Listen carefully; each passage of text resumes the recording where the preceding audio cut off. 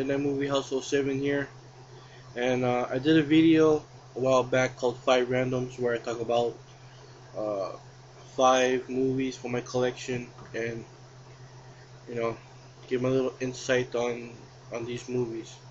So I picked 5 more, and I'm gonna talk about them right now. First up, I would like to talk about the movie Rottweiler. This movie is science fiction horror, and it's directed by Brian Yuzna, who directed Reanimator and Society, I think. Uh, and the movie's about this dog, this part cyborg, part canine, I guess, and it's a Rottweiler, and it's chasing this guy who just broke out of prison, this futuristic prison, and the world is supposed to be like kind of not apocalyptic, but like almost like fuck, I don't know, kind of like Equilibrium. You ever seen that movie? It's a little, the society is kind of like Equilibrium, and the bad people is holed up in prison. So this guy breaks out of prison, and then they send this dog after him, and wherever he goes, the dog tries to track him down, and it kills people along the way. There's a lot of bloody stuff in this movie. Um, but what's weird about this movie is it's kind of like a remake, and the movie that it's like I feel like it's a remake of is this movie called The Dog, and it came out in the late 70s, and it starred Jason Miller from The Exorcist. He was the young priest in The Exorcist, and the plot line for that movie was the same thing. A prisoner breaks out of prison, and the head warden sends out this dog to go and try and capture him or kill him. And along the way, the dog just kills anybody that gets in his way of trying to track down this prisoner. And that's the same thing with Rottweiler, you know. The only difference is the story's a little bit different. You know, there's changes because it's a science fiction film. It's like a futuristic world, and but it's still the dog trying to go after this prisoner. So I feel like Rottweiler is a remake to the movie The Dog. Okay, this next DVD that I'm gonna talk about is not a movie. It's a wrestling DVD slash softcore Playboy type pornographic pornographic stuff, softcore kind, and that's XPW Wrestling, Lizzie Borden Exposed. Check out Lizzie Borden. Lizzie Borden is a extreme porn star. She does a lot of fetish S&M stuff. But she was involved with the guy that created XPW. That's why she was in the show. And this is my first DVD that I ever bought with Extreme Professional Wrestling. I didn't even know what XPW was until I bought this DVD. And I bought it because, there's like a porn star in it. And there's other porn stars in the XPW Wrestling. So, yeah.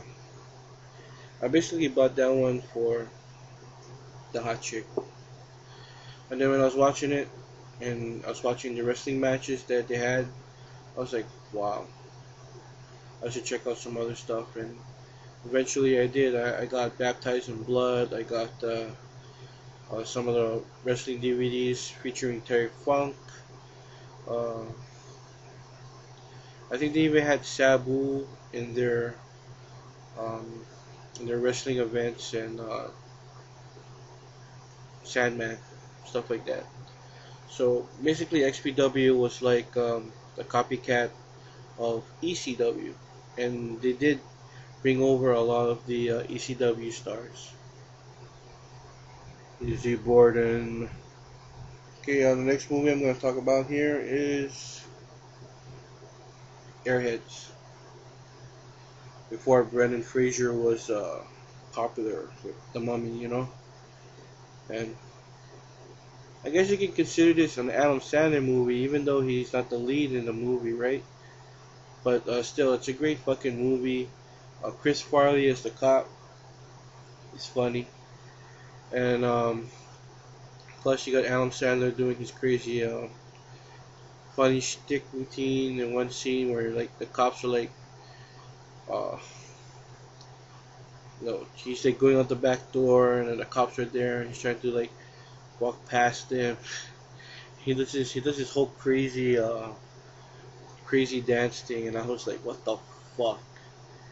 It made me laugh hardcore, and I pretty much grew up on this movie. Well, not grew up. I mean, when the movie came out, I was like what, 10, 13, between there, early teens. And I liked it because it has the heavy metal element in it. And you got cameos from White Zombie. They're playing up on stage.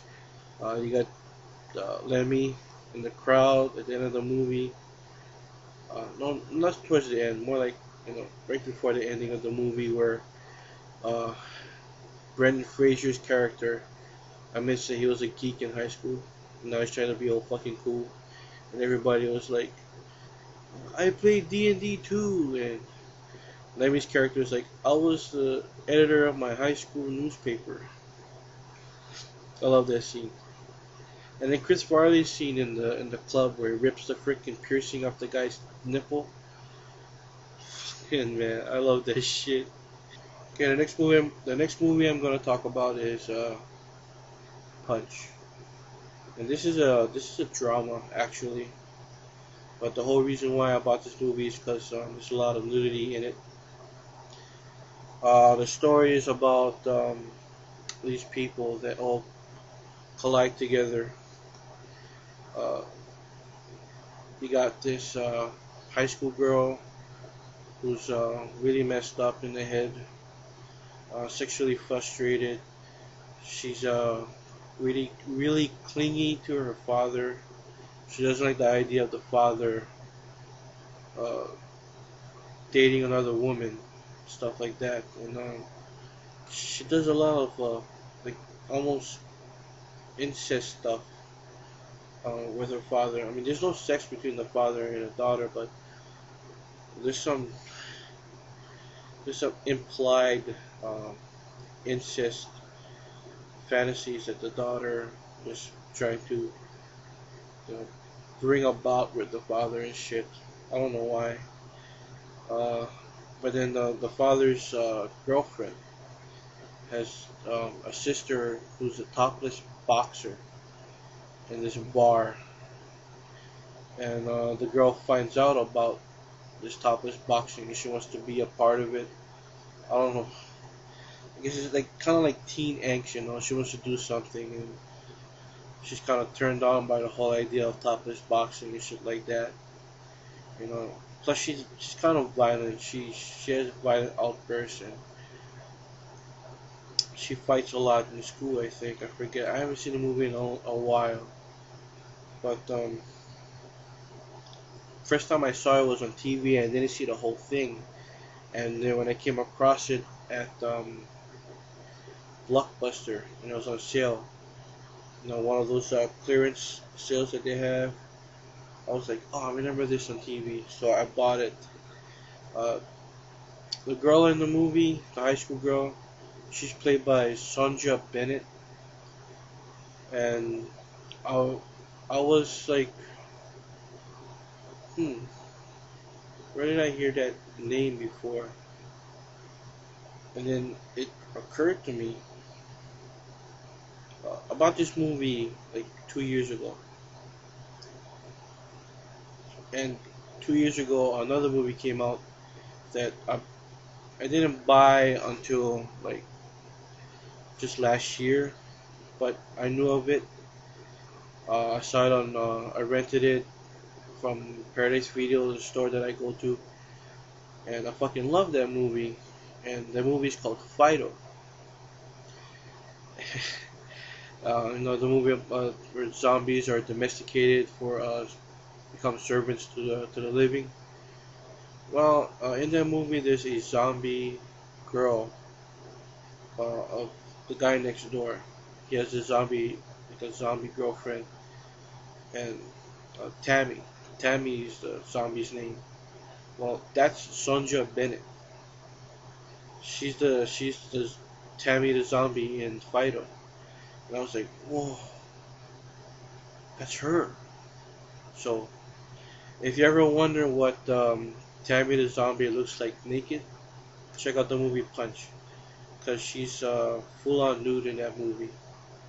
Okay, this next movie I'm gonna talk about is the last movie. It's number 5, and first time I heard about this movie was through another movie called Morgan Stewart's Coming Home. It's one of my favorite teen comedies, and John Cryer that stars in it. He's like a horror geek. It's one of the reasons why I like that movie is because he's a total horror geek, and has this cool room filled with horror memorabilia, posters, masks, shit like that, But in the movie, he's standing in line to meet to get an autograph from George A. Romero. George A. Romero is not in the movie, but he's mentioned in it, and he's standing in line at I think a Walden Books, and he meets this girl in the line. Her name is Emily, but she has this line where she says, "Oh, people call me M," like dial M for murder. And from there on, I was like, "That's a movie. I should check out that movie." But I never did until 4 years ago when I finally bought it on DVD. Dial M for Murder. And this has become one of my favorite Hitchcock movies of all time. It's a really good movie. Great suspense thriller, blackmailing, murder. Grace Kelly is in it, and her character she plays gets pinned for the murder of this guy, and it's suspenseful. When I was watching, I was sitting down, and I was glued to my seat. Hitchcock can really make a movie, man. I mean, even with Psycho, I was glued to my seat too with that movie when I saw it for the first time, the original black and white. And this movie, wow, it's great. I mean, this guy was the master of suspense, and yeah, it's one of my favorite Hitchcock movies of all time, Dial M for Murder. If you haven't seen this movie, I suggest that you go and watch it. Buy it, in fact, because this is a must for anybody's collection. It really is. Yeah. There you go. That's my 5 random movies.